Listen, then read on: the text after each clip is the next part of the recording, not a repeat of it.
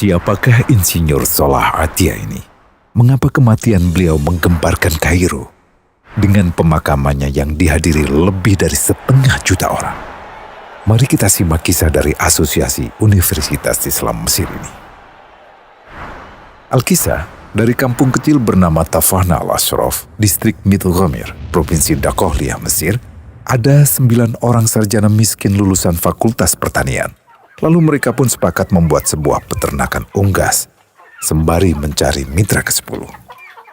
Namun mereka terbentur modal, maka dengan sekuat tenaga mereka kumpulkan dari hasil menjual tanah, perhiasan istri, hingga meminjam. Meski tidak banyak terkumpul, namun mencukupi untuk memulai usahanya. Pertanyaan tersisa, siapa mitra yang ke-10? Insinyur Salah, satu dari mereka pun berkata, "Aku sudah menemukan mitra yang ke-10. Siapa?" kata teman-temannya. "Allah," lanjutnya. "Allah akan menjadi mitra usaha kita yang ke-10. Allah akan mendapat 10% dari keuntungan kita. Dengan perjanjian, Allah yang akan memberikan perlindungan dan pemeliharaan, keamanan dari segala wabah penyakit." Akhirnya mereka pun sepakat. Kontrak kerjasama pun ditulis secara rinci dan dicatatkan ke notaris, lengkap dengan peran mitra ke-10 tersebut. Tak disangka, setelah 1 musim bisnis mereka langsung meroket, jauh dari yang dibayangkan sebelumnya. Lalu mereka pun kembali bersepakat menambah jatah keuntungan mitra ke-10 menjadi 20% di musim kedua, dan begitu seterusnya hingga mencapai 50%. Lalu bagaimana keuntungan mitra ke-10 itu dialokasikan? Dimulai dengan membangun sekolah dasar Islam putra, lalu lanjut putri, kemudian sekolah menengah putra, kemudian putri. Tambah lagi madrasah aliyah putra, lalu putri. Tapi karena keuntungan terus membanjir, akhirnya dibentuklah Baitul Mal. Dan mereka pun mengajukan ke pemerintah untuk membangun universitas di kampung. Awalnya ditolak dengan alasan tiadanya akses bagi para mahasiswa. Tak berapa lama mereka pun mengajukan pembangunan universitas lengkap dengan stasiun kereta beserta jalurnya dengan biaya mandiri. Akhirnya permintaan ini disetujui, dan pertama dalam sejarah Mesir berdirilah sebuah universitas di perkampungan kecil. Semakin berkembang, dibangun pula fakultas kedua, ketiga, keempat hingga asrama putri dengan kapasitas 600 kamar. Lalu asrama putra dengan 1.000 kamar. Tiket kereta api pun digratiskan untuk memudahkan transportasi menuju kampung tersebut.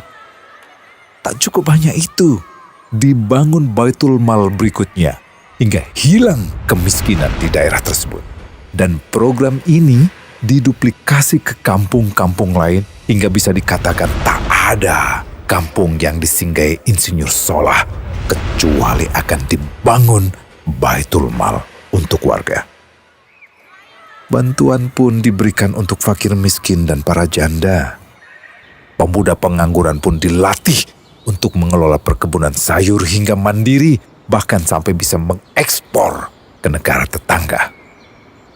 Pada saat panen raya, seluruh penduduk dikirimi paket sayur. Di hari pertama Ramadan diadakan buka puasa bersama untuk seluruh penduduk desa. Mereka memasak dan hadir ke lapangan yang dipenuhi beraneka makanan. Disiapkan juga perabotan untuk gadis-gadis yatim yang ingin menikah. Dan ini semua merupakan sedikit dari banyaknya kebaikan yang dilakukan oleh Insinyur Salah. Hingga pada akhirnya disepakatilah keuntungan perusahaan 100% untuk Allah. Insinyur Salah yang awalnya adalah salah satu mitra usaha berubah menjadi karyawan Allah. Dia hanya menerima gaji, namun dia memberikan Tuhannya syarat agar membuatnya hanya butuh kepadanya dan hanya meminta kepadanya. Inilah sosok Insinyur Salah Atiyah, aktor utama kisah menakjubkan ini. Keikhlasannya membuat ia sama sekali menolak terkenal di media massa. Dan kini, Meski orang yang melibatkan Allah ke dalam bisnisnya ini telah wafat, terbayang seluruh amal jariahnya yang selalu mengalir untuknya. Masya Allah. Pertanyaannya, akankah ini hanya menjadi sebatas kisah saja? Atau menjadi teladan bagi kita untuk mengikuti jejaknya?